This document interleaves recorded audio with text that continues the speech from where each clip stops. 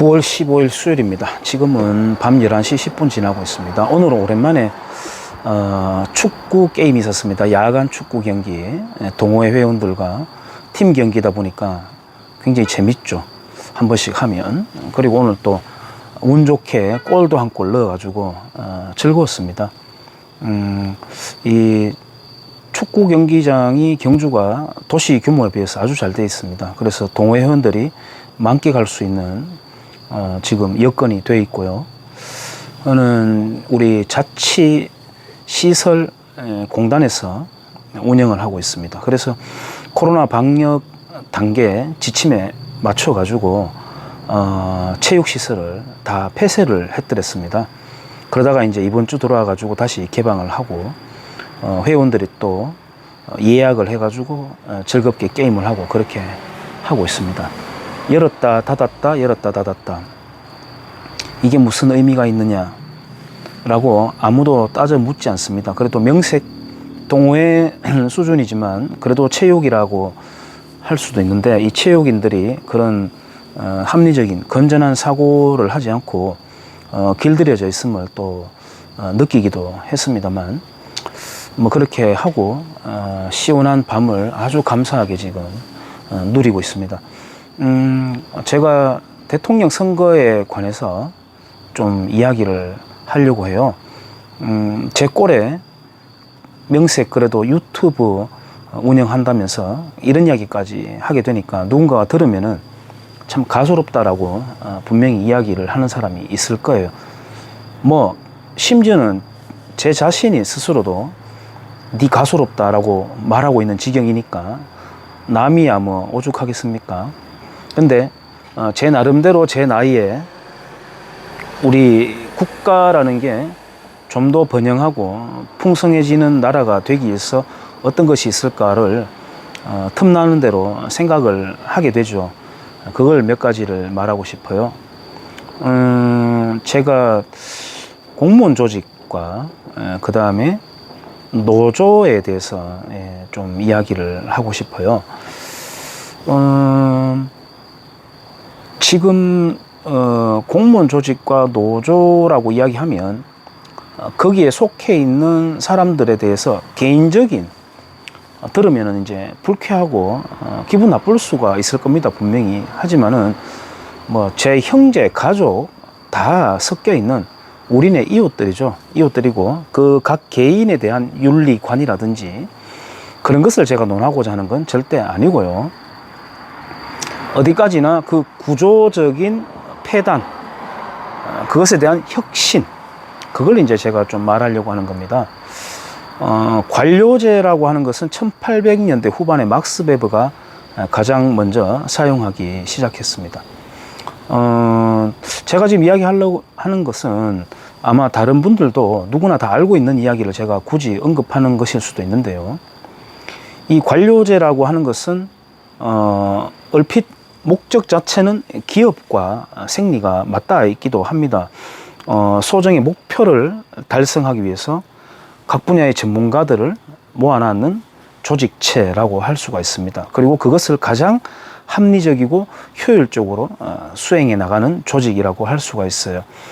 그러니까 기업의 생리와 닮았죠. 다른 것이라고 한다면 국가가 자원의 재분배를 하기 위해서 효율적인 선택을, 아주 중요한 저는 대목이라고 생각합니다만, 효율적인 선택, 최적의 선택을 해야 되고, 그리고 그 과정을 집행하는 것 역시 가장 최적의 집행을 해야 된다고 생각해요. 그리고 인원 배분의 문제, 또 인원 소집의 문제, 이런 것이 역시 자원 배분의 문제와도 결부가 되는데, 그 과정에서 정치적인 유혹에 굉장히 취약하다고 저는 봅니다. 정치적인 유혹을 받을 수밖에 없습니다. 예를 들어서 뭐 각 지역의 이권이라든가 아니면은 사회 경제적인 계층에 따라서 어느 계층을 더 파고든다. 그래서 그 계층에 유권자가 많다. 저기에다가 좀 쏴주자 라고 하는 그런 유혹을 제가 말하는 건데요. 인간은 어쩔 수 없는 권력 다툼 지향적이고 정치적인 동물이다 보니까 그런 정치적인 유혹을 굉장히 받을 수밖에 없다고 저는 10분 이해가 됩니다. 역시나 우리나라에서도 그러다 보니까 박정희 시대에 거의 체계를 완성한 이 공무원 조직이 여러분들이 아시다시피 급여가 그때 당시와는 비교도 안 될 만큼 상승을 했고, 그 다음에 퇴직 후에 수명이 늘다 보니까 연금이 더 많이 들어가야 되고, 또 그때와는 다르게 공무원 수가 비대하게 되었습니다. 국민의 숫자가 늘었기 때문에 공무원 숫자도 는다라고 할 수도 있겠지만, 그건 꼭 정비례해야 되는 것만은 아니겠죠. 왜냐하면 행정 서비스의 개선이라든지, 또 지금은 또 AI 시대가 도래하고 있기 때문에 그것이 꼭 인원에 정비례하는 정원만으로는 그렇게 서비스를 커버하는 것은 맞지 않다고 저는 생각을 하는 거예요. 지금 대한민국의 공무원 수 집계하는 방식은요, 글로벌 방식과는 완전히 다릅니다. 예를 들어서 국가 재정이 50% 이상이 투입이 되느냐, 그 다음에 뭐 공기업, 그리고 지방 공기업, 아까 말씀드렸듯이 이 지자체에서 운영하는 시설공단 같은 것까지 포함하고요. 그 다음에 여러 가지 시민단체에서도 그 예산이 들어가는 데가 있습니다. 예를 들자면 지금 박원순 씨가 저질러 놓았는 박원순 씨의 흔적들 있지 않습니까? 뭐 마을기업이라든지 거기 전부 인건비가 대부분 들어갔다고 하지 않습니까? 그런 것들도 준 공무원에 속하는 것입니다. 그 돈을 받는 동안은. 그 다음에 사학재단에 있는 교원들까지도 공무원 숫자에 포함이 돼야 됩니다. 근데 그걸 쫙 빼내버리고 한다고 해도 이명박 정부 당시만 하더라도 160만 명 정도. 그러니까 대한민국 인구 비율로 볼 때 1000명당 공무원 서비스 커버하는 숫자가 33명 정도가 되는 것입니다. 굉장히 많은 겁니다. 100명에 3명인 거니까. 아까 말씀드렸듯이 여기에서 아까 글로벌 기준으로 한다면 더 많은 숫자가 될 것입니다. 게다가 지금 문재인 정부 들어와가지고 공무원을 또 정원을 계속 했기 때문에 지금 그 숫자 비율은 상당수 많이 올라갔을 거라고 생각해요. 공무원 집단이 기업과 다르다고 한다면 효율성이다 라고 할 때, 지금 공무원 집단에 보면은 공무원 노조가 있어요. 민주노총스러운 행동을 합니다. 그 자체가 저는 공무원의 정치적인 중립 위반이고 반헌법적이라고 봅니다만, 요즘은 모르겠는데 국민 의례를 하지도 않는다 그래요. 뭐 그 사람들의 상징은 노란 리본, 촛불, 그리고 그 사람들의 애국가는 뭐 임을 위한 행진곡, 뭐 이렇게 됩니까? 그러면 안 되죠. 근데 그분들이 한미동맹 깨라, 한미 군사훈련 하지 마라, 제주도에 해군 행사를 하는데 미군 배가 들어오니까 카약을 타고 가가지고 저지를 한다. 거기에 가담하지 않는, 노조에 가입하지 않는 공무원들은 일부분 그 사람들을 봤을 때 저 이상하다, 색깔이 빨갛다 라고 느끼고 있을 거예요. 하지만 자기들의 권익을 대변해주는 역할도 하니까 내심 에이 좀 이상하지만 내버려 두자, 응원하자 이러고 있을지도 모르겠습니다만, 그렇게 하면 안 되는 것이죠. 공무원의 그 기본 소양에는 분명히 그게 어긋납니다. 임무에는. 아무튼 그 사람들이 이제 교섭을 한다고 이렇게 하지 않습니까? 그 교섭의 대상 자체가 저는 잘못됐다고 생각합니다. 예를 들어서 단결권, 단체 행동권, 단체 교섭권이라고 할 때 핵심이 교섭이죠. 근데 주로 우리나라 노조는 다 행동을 많이 하는데 어쨌든 교섭을 합니다. 교섭을 하는데 무리한 요구를 하면서 행동을 하게끔 자기들이 빌미를 일부러 만들기도 하는 것 같은데, 어쨌든 교섭을 하는데 누구와 교섭을 해야 되죠? 저는 납세자들과 교섭을 해야 된다고 생각해요. 그러면 납세자들의 대표는 지금 지방의회죠. 그러면 의회와 교섭을 해야 되지 않겠습니까? 만약에 제가 의원이라고 한다면 공무원들의 근태 상황, 그 다음에 생산성, 이걸 엄격하게 아마 따질 거예요. 그리고 그 자리 자체가 필요하냐 안 하냐, 책상을 빼버려야 되느냐 놔둬야 되느냐까지도 아마 평가 기준에 넣을 겁니다. 그렇게 봤을 때 그렇게 봤을 때 AI 시대도 지금 오고 있고 공무원 부서마다 굉장히 바쁜 부서도 있습니다. 알고 있습니다. 거의 군대 생활 하듯이 당직에 가깝게 아주 녹초가 되도록 일하는 부서도 있습니다만, 우리가 흔히 동사무소라든지 시청에 갔을 때 몸으로 체감할 수 있는 부서가 많죠. 아, 왜 이 부서가 존재하지? 이 사람들이 왜 여기 앉아 있어야 되지라고 하는 그런 느낌을 받는 영역이 분명히 있습니다. 그것에 대한 평가가 안 되고 있죠. 그리고 연금 제도 역시 공무원 조직 내에서 소화해낼 수가 없습니다. 지금 조세 부담률이 아마 28%, 30%를 넘어갔거나 아마 거기에 임박했을 거라고 생각을 해요. 공무원분들도 세금 내죠. 근데 그 공무원들의 임금 자체가 세금인데 연금을 해결해 내지를 못하는 겁니다. 그래서 국비가 투입이 된 지가 지금 해수로 몇 해인지는 모르겠습니다만 계속해서 국비가 거기에 투입이 되고 있습니다. 그러니까 완전히 혈세가 낭비되고 있는 적자 조직이 되어버렸어요. 적자 조직이 되어버렸습니다. 공무원분들은 그거는 뭐 계산이니까 인정을 해야 될 겁니다. 그래서 그 교섭 자체가 대상이 지금 잘못되어 있다, 설정이. 그 다음에 교섭을 할 때 분명히 평가 기준이 들어가야 된다는 거 이제 말씀을 드립니다. 그러면은 그 공무원 조직을 혁신을 해야 되죠. 조정을 해야 됩니다. 조정을 해야 되는데 조정은 뭘로 해야 됩니까? 정책으로 해야 되죠. 그러면 그 정책을 내세우는 사람이 선출직 공무원이 이제 나와야 되는 것이죠. 정치 리더가 탄생이 돼야 됩니다. 정치 리더는 아시다시피 선거로 뽑습니다. 선거로 뽑습니다. 그러면은 그 공무원 조직을 자기가 구조조정하겠다고 정책을, 공약을 들고 나왔을 때 당연히 공무원 조직의 반발이 예상이 되죠. 제가 공무원 조직에 있어도 저는 반발할 겁니다. 당연히 반발하죠. 내 밥통인데. 그러면 아까 제가 이명박 정부 당시에 160만 명이다. 그리고 그것에 비례한 공무원이 33명이다. 근데 아까 말씀드렸듯이 글로벌 기준까지 따진다면 더 높아졌을 것이고, 문재인 정부 들어와서 정원했기 때문에 또 더 높아졌겠죠, 비율상. 근데 그 공무원만 반발하느냐? 공무원의 가족까지도 같이 반발합니다. 곱하기 3이나 4 또는 많게는 5까지도 해야 되겠죠. 뭐 평균 잡아서 3.5 정도로 봅시다. 숫자가 껑충 뛰죠. 근데 아까 국민 1000명당 공무원 숫자 비율을 말씀드렸는데 잘못된 거죠. 왜냐? 유권자, 총 국민 중에서 유권자의 숫자 대비한 공무원, 이렇게 했을 때 선거 싸움이 벌어지게 되는 것이죠. 그렇게 봤을 때 공무원 조직을 혁신하고자 하는 정치 리더를 뽑는 마지막 기회가 될지도 모른다라는 저는 생각을 하고 있습니다. 마지막 기회. 그 다음 노조입니다. 노조.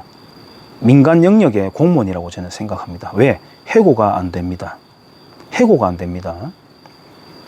노동조합의 그 강력한 결속력, 조직력 때문에 지금 해고가 안 돼요. 평가를 누가 하죠? 예를 들어서 노조 간부들의 평가는 누가 합니까? 이제 그분들은 사측, 노측이라고 나누어요. 사측, 노측이라고 나눕니다. 우리 예를 들어서 현대자동차 설비 생산 라인에 인원을 채용을 할 때 누가 뽑죠? 신문에 공고가 나옵니까? 회사 홈페이지에 공식적으로 공고가 나옵니까? 안 나오죠. 저는 그렇게 해서 뽑혀 들어갔다는 소리 들어본 적 없습니다. 어떤 과정으로 뽑혀 들어가죠? 노조 힘없이 들어갈 수 있습니까? 근데 그 노조가 사람을 뽑는다. 오케이, 좋다.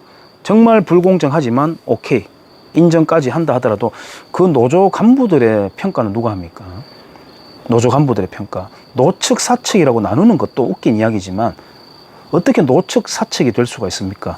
하나의 공통된 목적을 가진 집단인데 어쨌든 그렇게 나누는데, 이 지금 광주형 일자리라고 해서 저렴한 자동차가 지금 나왔습니다. 여러분들 아시다시피 최근에 나왔어요. 그 자동차가 그 가격에 나올 수 있는 원리가 뭐겠습니까? 강고한 노동조합의 스트라이크로 비생산적인 연봉 체계가 없기 때문에 가능한 것입니다. 그 광주형 일자리는 굉장히 소중한 일자리입니다. 어떤 면에서? 지금 강고한 노동조합에 견제할 수 있는, 비교할 수 있는, 그래서 국민적인 평가와 압박이 들어갈 수 있는 좋은 예시가 되기 때문에 그 광중 일자리는 굉장히 중요해요. 굉장히 중요합니다. 근데 그 광중 일자리에 속해 있는 분들이 부디 그동안에 우리나라에서 보여왔던 노조의 횡포에 학습되고 그것을 한번 해보려고 하는 유혹을 잘 견뎌낼지 제가 그것은 좀 미지수입니다만은 그게 온전하게 계속 지속되기를 정말 바라고, 뭐 비단 광주뿐만 아니라 경기도, 부산, 뭐 경상도, 대구, 울산, 울산 현대 바로 옆에 그런 게 생기면 어떻겠습니까? 시민들이 너무나도 명징하게 비교할 수 있기 때문에 노조 강관 전투력 높은 노조에 대한, 조직에 대한 국민적인 평가와 압박이 굉장히 효과적으로 일어날 거라고 저는 생각합니다만, 그 노조를 어떻게든 개선을 해내야 됩니다. 지금은요, 우리 아까 공무원 조직을 제가 말씀드렸습니다만은, 아는 사람, 지인의 자식이 1차 시험에 합격했다고 해도 겉으로는 아이고 잘 됐네요 라고 하지만 마음으로는 아이고야 짐덩어리 또 넣는구나 이런 생각이 들어요. 이런 생각이 듭니다. 그리고 뭐 제 주변에도 가깝게는 우리 작은아버지들도 다 민주노총이고 금속노조, 현대자동차도 계시고 하지만은 이것은 누군가에 대한 어떤 윤리관을 말하는 게 아니에요. 아닙니다.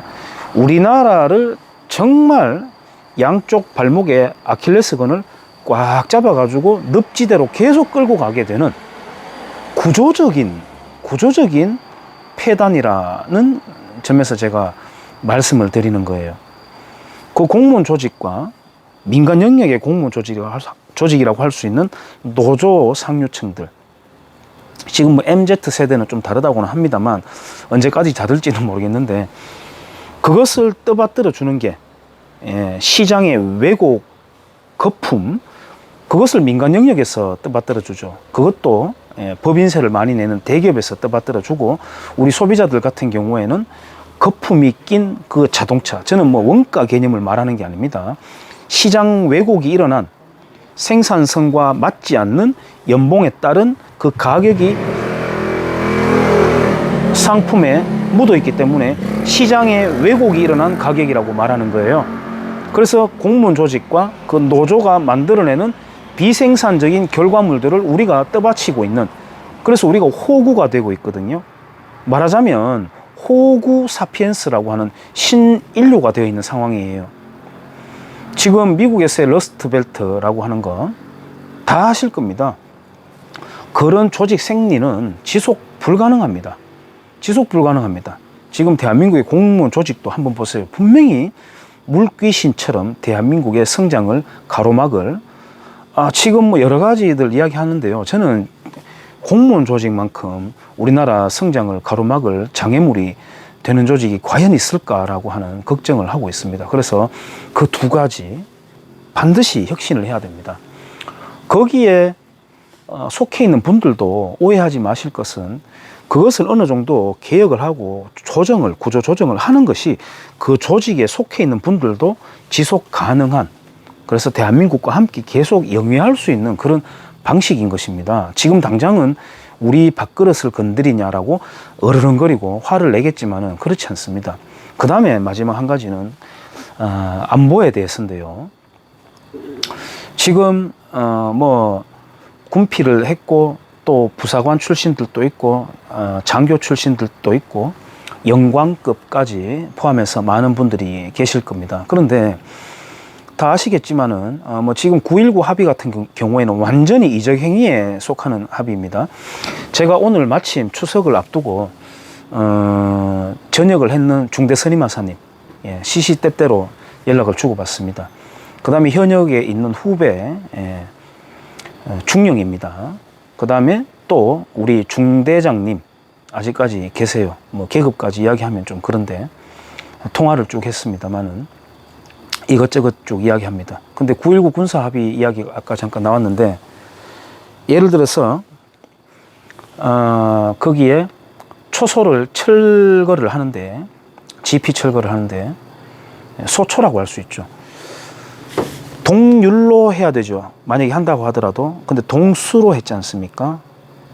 초등학생이 이야기하더라도 그거 왜 그래요? 라고 할 수 있는 어처구니 없는 일을 벌려놨고요. 거기에서 사격을 할 수 없으니까 아파치 헬기가 지금 포항까지 내려와서 사격을 하고 그 포항에 있는 사격장 주변의 주민들이 또 데모를 하고 아파치 헬기 사격하지 말라는 말을 넘어서서 아예 사격장을 없애라고 하는 것까지, 저는 거기 분명히 선동 세력이 개입했을 거라고 한번 추측을 해봅니다만 그 지경에까지 이르러 있습니다만은, 백령도에 있는 병력들이 포사격이 아니라 그 뭡니까 K9입니까? 그 사격을 할 수 없으니까 내륙까지 와서 몰래 사격하고 다시 돌아가는 희한한 일들이 지금 벌어지고 있어요. 분명히 그거는 단죄받아야 되는 이적 행위입니다만은,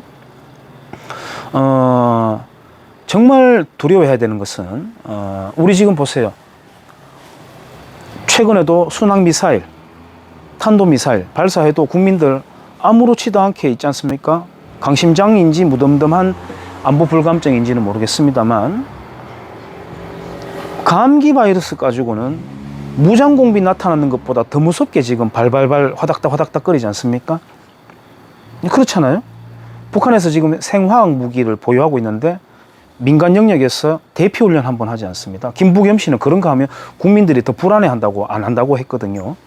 근데 게릴라 특작부대원 10명이 예를 들어 우리 살고 있는 경주에 떨어졌다.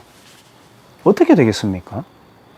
근데 특작부대원 양성하고 있는 폭풍군단이 AN2기 타고 저공비행, 그 다음에 해안을 통해서 침투하고 해서 후방지역에 들어왔을 때 생각만 해도 끔찍하지 않습니까? 특전사, 육군특공대, 해병대 일부 병력 커버 되겠습니까? 택도 없습니다. 못합니다. 그거는 산수입니다. 그래서 지금 홍준표 의원이 해병대까지 해서 4군 체제로, 원래 4군 체제였는데 그건 이제 부활을 하고 해병대 특수전 사령부를 편성을 해서 폭풍군단을 대비해야 된다라고 공약을 내놨습니다. 명징하죠. 그 다음에 통일관에 있어서도 지금 보면은 종북 세력들이 있고 하지만 대표적으로 박명림 같은 사람, 김대중 도서관장을 했는 그런 사람들은 그냥 북한도 놔두고 남한도 그대로 체제 유지하면서 서로 그냥 독립적으로 가자라고 하면서 짐짓 지금 청년들이 돈이 많이 들어간다, 그런 통일할 필요 있느냐라고 이제 걱정하는 그런 흐름에 맞는 말을 하지만 안 그렇습니다. 그 사람들은 북한 핵무기 없애자는 소리는 안 해요. 그래서 북핵 동결을 해놓고 북괴 체제를 계속 유지하면서 거기에 돈을 넣어주고 있는, 그런 저는 굉장히 사악한 체제 유지, 남북 체제 유지하자라고 하는 그런 론이라고 저는 봅니다만은, 홍준표 의원이 이런 말을 했습니다. 독일식으로 서로 상호 간섭하지 말고 체제 경쟁을 하자라고 했거든요. 충분히 굉장히 지혜롭다고 생각합니다. 체제 경쟁 됩니까 지금? 이미 넘어서 버렸죠. 한 50배 가까이 지금 남한의 경제력이 성장해 있는 상황입니다. 체제 경쟁은 이미 무너졌습니다. 그러니까 지금 남한의 좌익들이 저렇게도 북한 체제를 어떻게든 살려보려고, 불씨를 살려보려고 지금 안간 힘을 쓰는데요. 체제 경쟁이 이제 끝났습니다. 그 다음 국제사회에서 인권 문제라든지 또 핵무기라든지 이런 것을 빌미로 옥쇄 작전을, 옥쇄가 아니라 봉쇄 작전을 하고 있습니다. 충분히 이제 사그러뜨릴 수 있습니다.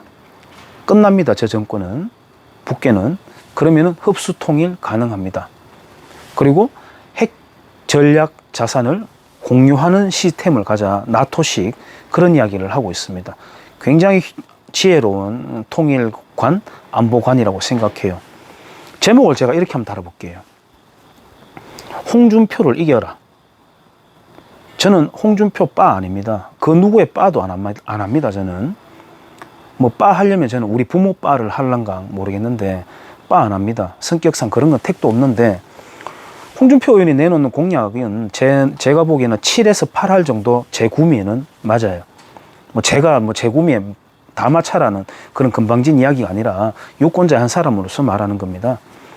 누구든지 홍준표 공약보다 더 높게 괜찮게 가치관에 근접한다면 저는 또 그 사람을 누구든 심지어 이재명이라도 그런 공약 내놓는다면 저는 지지를 할 겁니다. 그런데 지금까지 어떤 정치 리더 한번 해보겠다, 국가 경영 한번 해보겠다고 나서는 사람 중에서 그 근사치에 이르는 사람은 저는 못 봤어요. 그러니까 제가 홍준표라고 하는 사람을 대놓고 지지하는 겁니다.